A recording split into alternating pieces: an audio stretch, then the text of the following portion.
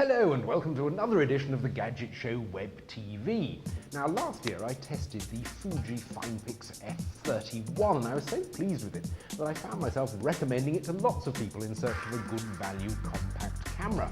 And they all seem to be absolutely delighted with their investment.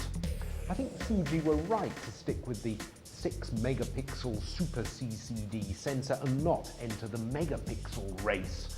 Because not only does it give good pictures outdoors in good light, it also gives especially good pictures inside when it's dark, as I think I proved when we took shots of Big Brother star Ashleen for a Gadget Show photo assignment.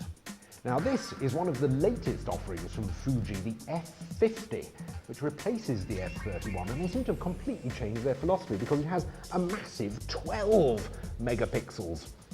And one thing certainly in its favour, it gives you some incredibly sharp pictures. You can actually see right down to every brick on this one.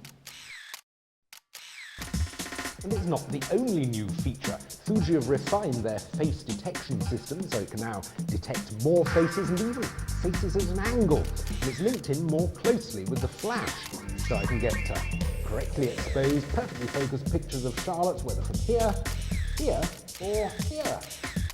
And it now has an image stabilization system. It works by moving the sensor around to compensate for camera shake, and it seems to work brilliantly. In the moonlight, at the long end of the lens, I could get shots at 1/4 of a second, and they were still steady. That's really impressive. It now takes ordinary SD cards as well as Fuji's own rather expensive XD ones. So far so good then, but in some ways this camera isn't as good as the F31 it replaces. If you cram more pixels onto the same size sensor, the conventional wisdom is that you get more noise on your pictures, especially in low light, and that certainly seems to be the case with the F50.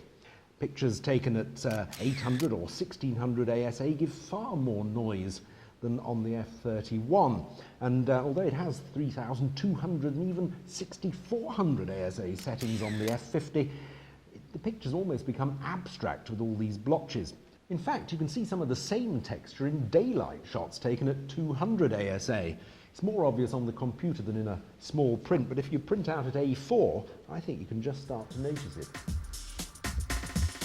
I also seem to get quite a lot of underexposed shots, and that's worse because in most modes you can't actually compensate easily using the exposure compensation button. This is in manual mode. You can't just go plus or minus a bit if the picture looks too dark or too bright. I mean, come on, you get that on a camera phone. So, it's a pretty good camera, and with practice you can achieve some great results with it, but it's not a great camera like the F31 was.